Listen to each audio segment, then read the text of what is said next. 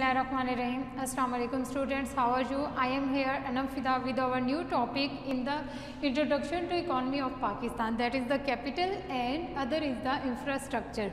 Today we will study about the capital and infrastructure. Capital, what is the capital?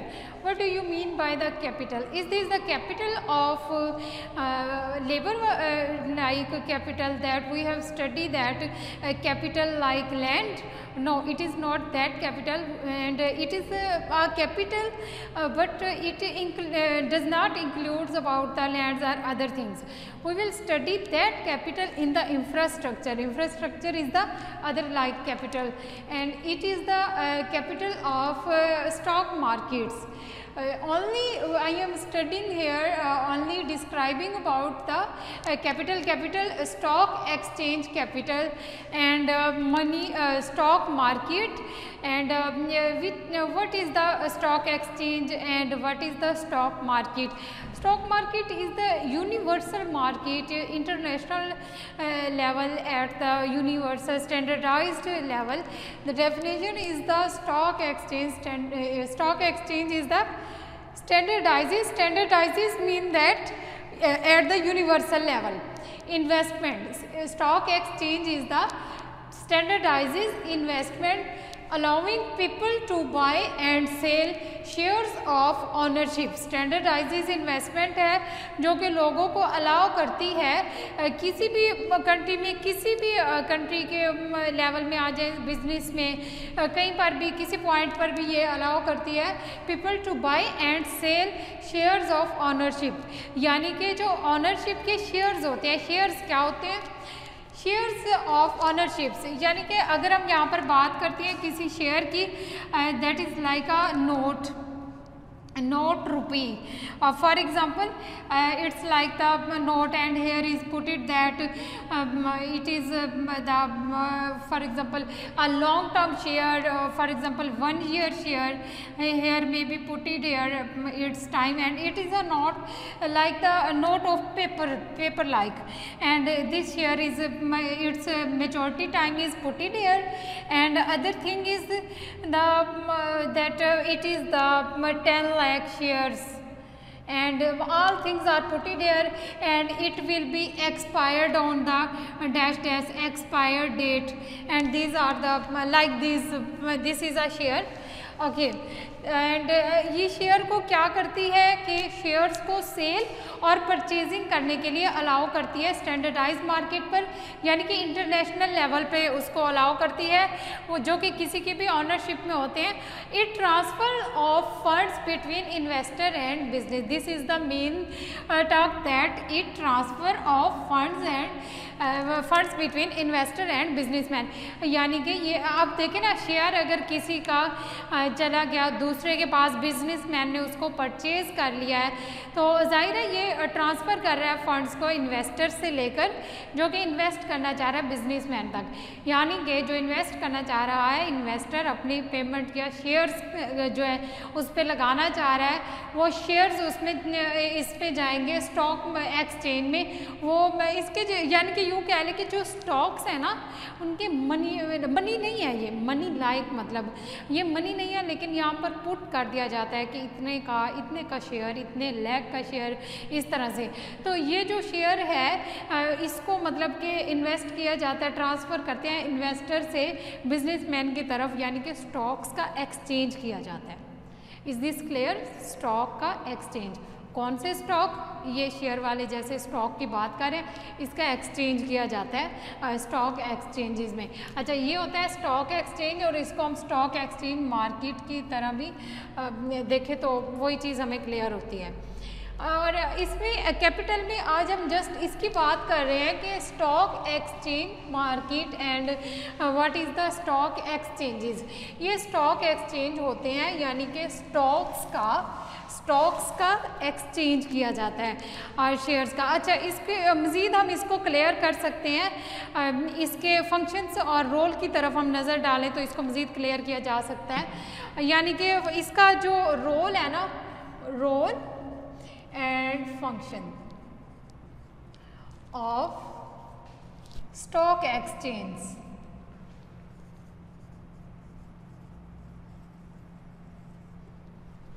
The first and main role is the raising of capital. Obviously इससे capital raise होता है, raising of capital. Capital यानी कि इसमें आप money and other assets भी ले सकते हैं। कैपिटल में क्या चीज़ ले रहे हैं? मनी और अदर एसेट्स। अदर एसेट्स में यानी कि बॉन्ड्स वगैरह की अगर हम बात कर लेते हैं, यहाँ मनी तो इसमें नहीं आती लेकिन मनी क्रिएट हो जाती है, तो ये इस तरह वाले जो कैपिटल होते हैं वो इस पर रेज होते हैं। And other its role is, ये कैपिटल को रेज करता है फॉर बिजनेसमैन। यहाँ जस्ट बिजनेसमैन की बात आएगी जो बिजनेस करना चाह रहे होंगे, स्टॉक्स में, शेयर्स में, जो इसका बिजनेस करना चाहेंगे। And other role is the mobilising saving. Obviously अब एक बंदे ने अगर सेविंग बना ली है, अपनी सेविंग्स की है, उसको ये मोबिलाइज करता है, दूसरे तक वो चली जाती है। Mobilise saving for purpose of investment, यानी कि इन्वेस्ट करने के लिए जो है सेविंग वहाँ चली जाती हैं, एक जगह पर सेव नहीं रहती। And other thing is the facilitating company growth, यानी कि ये रेडीमेड मार्केट ले लें, रेडी मार्केट है जो कि फैसिलिटेट करती है कंपनी को, किसी भी बिजनेसमैन को या फिर कंपनी को। किस लिए फैसिलिटेट करती है? उसकी ग्रोथ के लिए, company growth. Okay, other is the profit sharing, यानी कि इसको हम यहाँ कॉरपोरेट लेवल पर देखें, प्रॉफिट को शेयर करती है, profit sharing. And other role is the distribution of wealth, ये भी वही चीज़ है, प्रॉफिट शेयरिंग या फिर डिस्ट्रीब्यूशन ऑफ वेल्थ की बात कर लें, of wealth. And other is the improve corporate governance, इसमें इम्प्रूव करती है कारपोरेट गवर्नेंस को।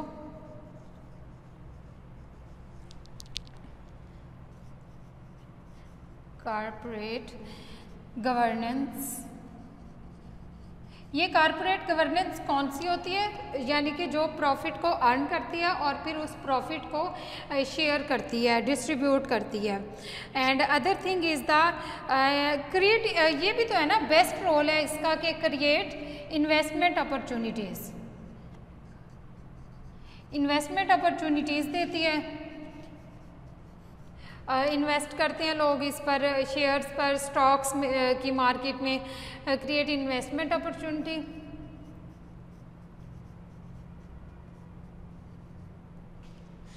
और एम्प्लॉयमेंट, ऑब्वियसली अगर इन्वेस्टमेंट क्रिएट कर रही है तो सातवें नंबर पे हम ये भी कह सकते हैं create employment opportunity. Employment opportunity देती है और physical location for buying and selling. अगर हम इसमें ये बात करते हैं कि सेलर और बायर के लिए फ़िज़िकल लोकेशन देती है, यानी कि किस मार्केट में, किस कंट्री की मार्केट में और किस जगह पर कौन से स्टॉक्स किस टाइम में एक्सचेंज हो रहे हैं, किस रेट पर एक्सचेंज हो रहे हैं, इस चीज़ के लिए ये हमें एक फ़िज़िकल लोकेशन प्रोवाइड करती है सेलर और बायर को। ये इसके फंक्शंस हैं कैपिटल इंफ्रास्ट्रक्चर के। और इन फंक्शंस को अगर आप देखें तो आपको ये क्लियर हो जाता है कि कैपिटल मार्केट में स्टॉक का क्या रोल है। इसमें ये इसका था स्टॉक एक्सचेंज का इंफ्रास्ट्रक्चर, यानी कि उसका स्ट्रक्चर को ये क्लियर कर रहा है। और इसमें अगर हम एक और चीज़ देखते हैं पाकिस्तान की, हम इसमें मार्केट को डिस्कस कर सकते हैं कि ठीक है इस तरह की मार्केट्स ये यानी कि इंटरनेशनल लेवल पे है। अगर हम इसमें पाकिस्तान की बात करें कि पाकिस्तान की इसमें क्या रोल है, कौन सी ऐसी कंपनी आ रही है पाकिस्तान की, तो इसमें हम बात करते हैं SECP। SECP stands for the Securities and Exchanges exchanges of Commission of Pakistan. The name is suggesting that what is the role of the SECP, Securities and Exchanges of Commission of Pakistan, यानी कि जो इसका security और exchanges commission of Pakistan है, इसका इसमें क्या role है। ये 1997 के एक्ट में आया था। इस एक्ट के थ्रू ये 1997 में आया है। पाकिस्तान का सिक्योरिटी एक्सचेंज का इसमें रोल आता है। कमीशन ऑफ पाकिस्तान है जो कि अपना रोल इसमें करता है, और इसका मेन जो रोल होता है ना वो ये है कि it has mandated to regulate. ये किस लिए मैंडेट किया गया है? Mandated to regulate, the word is regulate, यानी कि ये रेगुलेट करता है और डिवेलप भी करता है। रेगुलेट एंड डिवेलप किस चीज़ को? बिजनेस को। बिजनेस किस चीज़ का? स्टॉक एक्सचेंज का। And develop the corporate sectors. Corporate sector कौन से होते हैं ये मैं अभी आपको बताती हूँ। Corporate sectors and other non financial intermediaries कह लें या फिर नॉन फाइनेंशियल इंस्टीट्यूशंस कह लें, जैसे मैंने यहाँ पर NFI से शो किया है, और नॉन फाइनेंशियल मार्केट्स कह लें। नॉन फाइनेंशियल मार्केट्स कौन सी होती हैं? लेकिन इसमें यानी कि जो कैपिटल होगा, फॉर एग्ज़ाम्पल कि म्यूचुअल फंड्स हैं, ये म्यूचुअल फंड्स में हेल्प करता है। और नॉन फाइनेंशियल कंपनीज,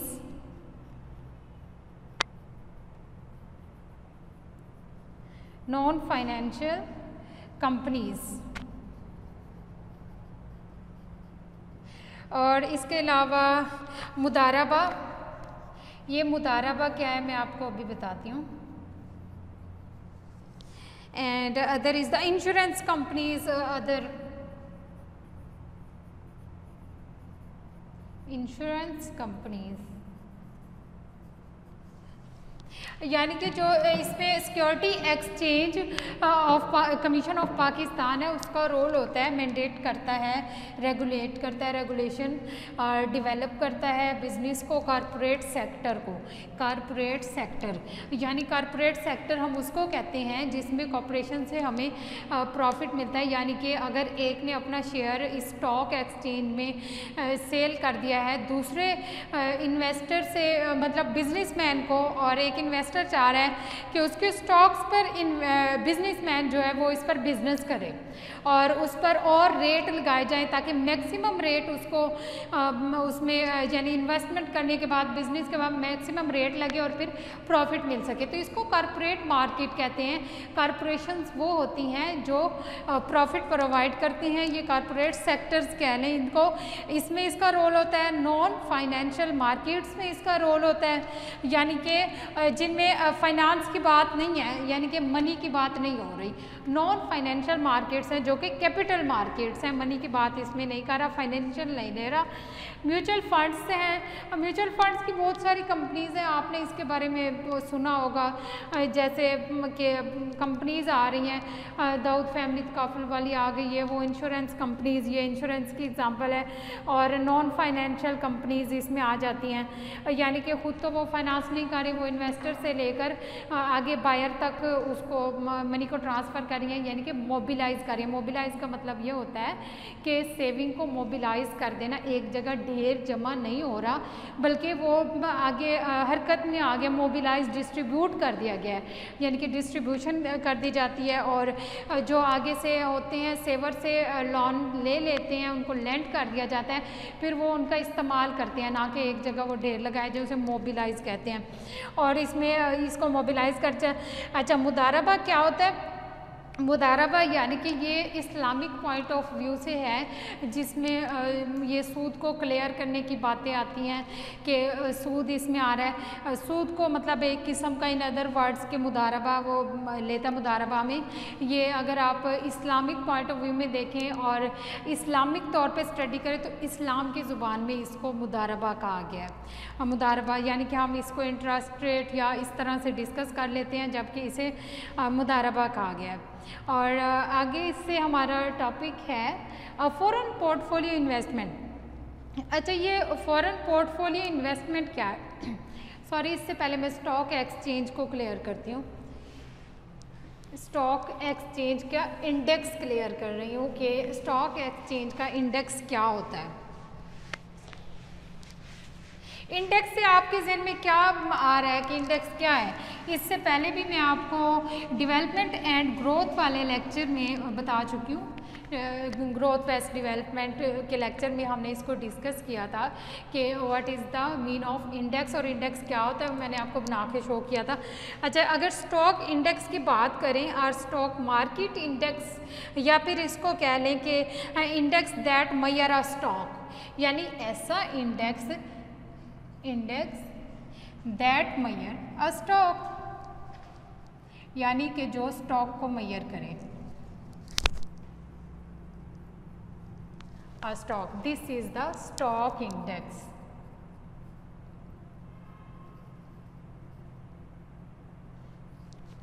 अच्छा, ये होता क्या है? That mean a stock market or a subset of stock market that helps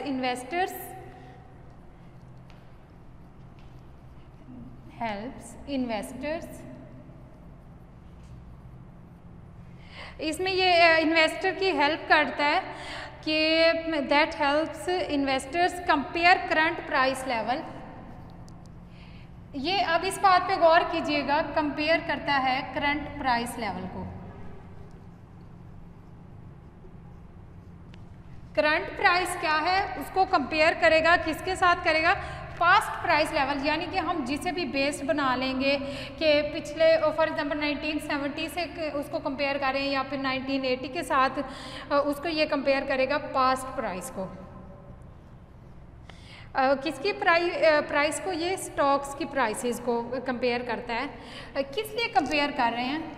to calculate performance.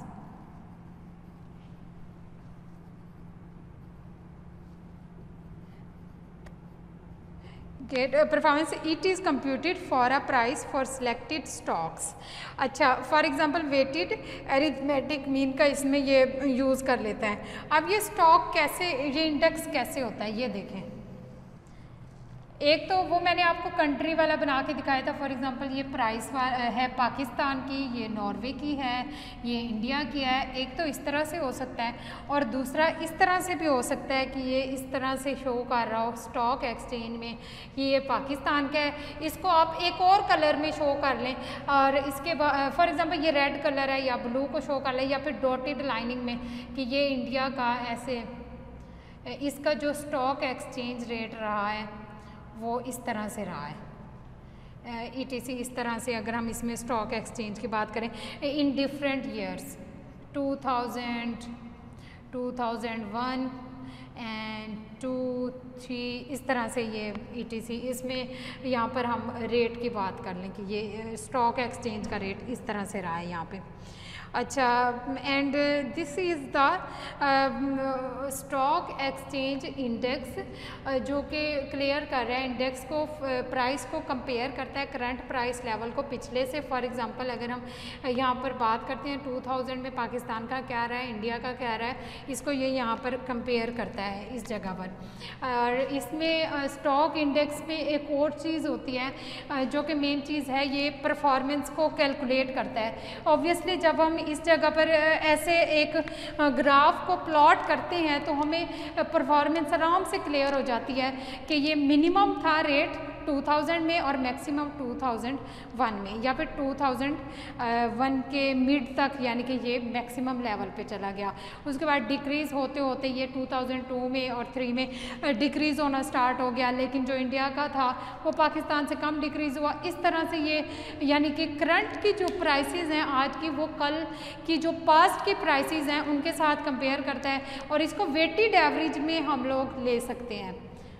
देखें ना, एक एक की हम बात नहीं कर सकते, इसे वेटेड एवरेज में कैलकुलेट किया जा सकता। अच्छा, तो ये था स्टॉक इंडेक्स, और स्टॉक इंडेक्स के साथ नेक्स्ट चीज़ है foreign portfolio investment. What is the foreign portfolio investment? The word is portfolio. Portfolio mean थैला, यानी कि अगर आपका एक पॉकेट है, एक पॉकेट में आपके पास जितनी भी मनी होगी, वो आपकी जो मनी है वो आपका मनी जिस जगह आपने रखी है, एक आपने पॉकेट को फिलअप किया हुआ है, that is your portfolio. If you have 5000 in your pocket, you can say that I have 5000 in my portfolio. Portfolio यानी कि आपकी एक मनी है, सॉरी एक थैला टाइप है, या फिर जो भी चीज़ आप उसमें अपनी मनी रख रहे हैं, या फिर मनी के साथ आप उसके में गोल्ड रख रहे हैं, दैट इज़ योर पोर्टफोलियो। अच्छा, portfolio, when we say that foreign portfolio, it means that foreign portfolio investment, यानी कि बाहर का जो पोर्टफोलियो है, portfolio is an other country, foreign portfolio showing the portfolio of an other country while the investment is of an other countries. Okay, if we say that foreign portfolio investment consists of securities and other financial, securities आ जाएंगी इसमें, and other financial, यानी कि जितने भी financial आपकी things हैं या फाइनेंशियल आपके एसेट्स हैं, that are held by investor in an other country. The word is that are held by investor in an other country. Investor is not the investor that is investing in a only business field. Not it is the investor that is investing its portfolio money in any other country. For example, अगर ये इधर invest कर रहे हैं अपने country की, for example बाहर से आपके कोई भी दुबई में आपके रिलेटिव रहते हैं, या फिर कहीं भी किसी भी कंट्री में, जब वहाँ से वो यहाँ पाकिस्तान में एंटर हो रहे हैं, पाकिस्तान में वो आपकी इन्वेस्ट कर रहे हैं, या फिर यहाँ पर एंटर होते ही उन्होंने जब एक्सचेंज करवाना है करेंसी को, जो दुबई वाली करेंसी थी उसको जब पाकिस्तानी रुपीज़ के साथ एक्सचेंज कराएंगे, ऑब्वियसली वो दुबई वाली हमारे बैंक में जमा हो जाएगी। जब वो दुबई वाली करेंसी में आप देख लें, या रियाल हो सकते हैं, दिरहम हो सकते हैं। फॉर एग्जांपल अगर बात कर लें कि डॉलर थे, डॉलर अगर यहाँ पर एक्सचेंज करवाए हैं, पाकिस्तानी रुपीज़ हमने ले लिए, ओके, लेकिन जो डॉलर बैंक में जमा हो गए हैं, उस टाइम में जब उन्होंने सबमिट करवाए, डिपॉजिट करवाए, तो उसका रेट और था, लेकिन हो सकता है कि नेक्स्ट डेट जब वो उन्हीं डॉलर को यूज़ करना चाहे, बैंक जब उसे इस्तेमाल करेगा तो उसका रेट इंक्रीज़ हो चुका हो। तो यहाँ से अब आपको प्रॉफिट अर्न हो रहा है कि नहीं हो रहा? ऑब्वियसली हो रहा है। That is called the investment and profit by the investment of your currency. Okay, यानी कि फॉरेन पोर्टफोलियो में इन्वेस्टमेंट भी हो गई आपकी, डॉलर आपके पास आ गए, आपके कंट्री के यानी कि लोकल वाले बैंक में जमा हो गए, डोमेस्टिक में, लेकिन वो करेंसी कहाँ की थी? बाहर की थी। Okay, in other words we can say that the persons like tourism, अगर कोई टूरिज़्म के लिए आ रहे हैं, टूरिस्ट आ रहे हैं, वो यहाँ पर टूर कर रहे हैं, तो ऐसा होगा कि वो जो बाहर की करेंसी है उसको वो एक्सचेंज करवाएंगे। अगर हम यहाँ से दुबई जाते हैं, पाकिस्तान की करेंसी चेंज करवाएंगे ना, अगर यहाँ से करवाते हैं या बाहर से करवाते हैं, वहाँ जाकर हमने पाकिस्तान रुपीज़ को जब चेंज करवाया है तो हमें वहाँ पर रियाल, दिरहम या जो चीज़ भी मिल जाती है, उसके एक्सचेंज में हम अपनी परचेजिंग करते हैं या अदर थिंग्स। यानी कि यहाँ पर हम और बात भी कर सकते हैं कि फॉरेन पोर्टफोलियो इन्वेस्टमेंट में हम परचेजिंग भी कर सकते हैं।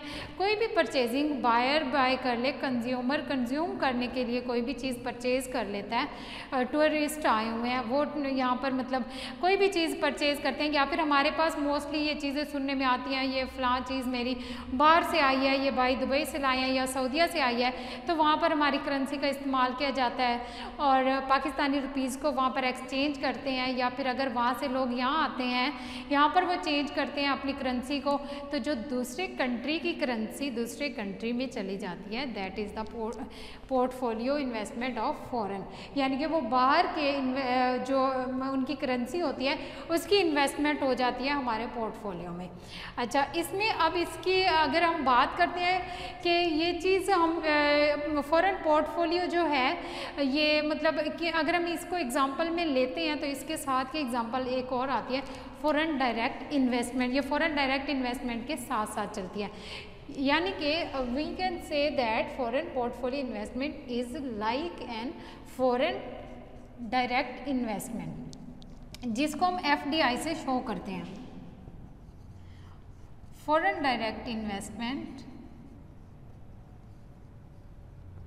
इज द FDI, यानी फॉरेन डायरेक्ट इन्वेस्टमेंट में ये होता है कि किसी दूसरे कंट्री में बैठकर, फॉर एग्जांपल यहाँ से बैठकर हम लोग अमेरिका में उनकी सिटी न्यूयॉर्क में इन्वेस्ट करते हैं। वहाँ पर जो हम इन्वेस्टमेंट करेंगे अपनी करेंसी ऑब्वियसली अपनी को ही एक्सचेंज करते हैं ना, करेंसी को हम तो पाकिस्तानी रुपीज़ का इस्तेमाल कर रहे होते हैं, उसको एक्सचेंज करते हैं फिर वहाँ डॉलर में, और डॉलर के साथ वहाँ हम इन्वेस्टमेंट करते हैं, और डॉलर के साथ जो वहाँ पर हमने इन्वेस्टमेंट की है वो हमारी फॉरेन डायरेक्ट इन्वेस्टमेंट है। यानी कि कोई भी कंट्री अगर दूसरे कंट्री में इन्वेस्टमेंट करता है उसे फॉरेन डायरेक्ट इन्वेस्टमेंट कहते हैं। ये इसकी तरह की ही एक चीज़ है। इसमें यह डिफरेंस है कि foreign direct investment is the only investment in the business field, while the foreign portfolio investment is the usages of money or financial assets in any other field, like इसमें आ जाते हैं परचेजिंग हो सकती है आपकी, कोई टूरिस्ट का यूज़ हो सकता है, या फिर आप चीज़ें भी परचेज करें, या जो भी इसमें ये चीज़ प्लस हो जाती है, बिजनेस में भी यूज़ हो सकता है, लेकिन this is only limited to the direct investments in any business. Okay, other thing is the infrastructure. अब अगर हम बात करते हैं इंफ्रास्ट्रक्चर की कि इंफ्रास्ट्रक्चर क्या होता है, किसी भी कंट्री का इंफ्रास्ट्रक्चर यानी कि वहाँ के रोड्स, वहाँ का पार्क वगैरह, या फिर इस तरह की एग्जांपल लेते हैं तो इंफ्रास्ट्रक्चर में आ जाता है। इंफ्रास्ट्रक्चर, अगर हम पाकिस्तान की बात करते हैं कि इंफ्रास्ट्रक्चर का क्या रोल है, फॉर एग्ज़ाम्पल टीवी एंटीनाज वगैरह, ये जो इसमें प्रोवाइड किया जाता है, ये भी हमारे पास इंफ्रास्ट्रक्चर में इस तरह से आता है कि हमारे घर में अगर बिल आता है, बिल के ऊपर एक स्पेसिफिक अमाउंट होती है, फॉर एग्जांपल 35, ये मोस्टली टाइम तक यूज़ होती रही है कि टेलीविज़न टैक्स 35, तो ये गवर्नमेंट हमसे ले रही होती है। इंफ्रास्ट्रक्चर में अगर हम बात करें, ये टीवी तक सिग्नल्स आ रहे होते हैं ना, बिल्कुल इसी तरह से रेडियो के सिग्नल्स आ रहे होते हैं, ये हमारे इंफ्रास्ट्रक्चर में आ जाता है। और प्रिंट मीडिया की अगर हम बात कर लें, ये इंफ्रास्ट्रक्चर में आ सकता है। अब बाकी इसके अलावा आप लोग जानते हैं रोड्स एंड रेलवे, और इसके साथ ही एयरप्लेन्स, किसी भी कंट्री के एयरप्लेन्स उसके इंफ्रास्ट्रक्चर में आते हैं, और बाकी टेलीविज़न, रेडियो वगैरह ये सारी चीज़ें इंफ्रास्ट्रक्चर में आ जाती हैं। अब इसमें हम ये देखते हैं कि किसी भी इकोनॉमी में उसके डेवलपमेंट में इनका रोल कैसे होता है। फॉर एग्ज़ाम्पल अगर हम इसमें एग्ज़ाम्पल लेते हैं, best example is the internet. आज के दौर में हम इंटरनेट की बात करते हैं कि इसका डेवलपमेंट में क्या रोल आता है, या फिर हम रोड्स को देखते हैं कि हम अक्सर ऐसे डिस्कस करते हैं कि इस्लामाबाद वाली साइड पर रोड ज़्यादा अच्छे हैं, वो ज़्यादा क्लीन है, ये डेवलपमेंट में रोल दे रहे हैं ना, वो जितना ज़्यादा यानी कि हमवार होगा, रोड्स खुले होंगे या ज़्यादा से ज़्यादा होंगे, इसका डेवलपमेंट में रोल होगा। इस तरह से रेलवे का, एयरप्लेन्स का और इन सारी चीज़ों का। और यहाँ पर अगर हम इंटरनेट की बात करते हैं आजकल के दिनों में, फॉर एग्ज़ाम्पल अब आप लोग देख लें कि इन 2020 ड्यू टू कोरोना आप लोगों की स्टडी में फ़र्क आ रहा है।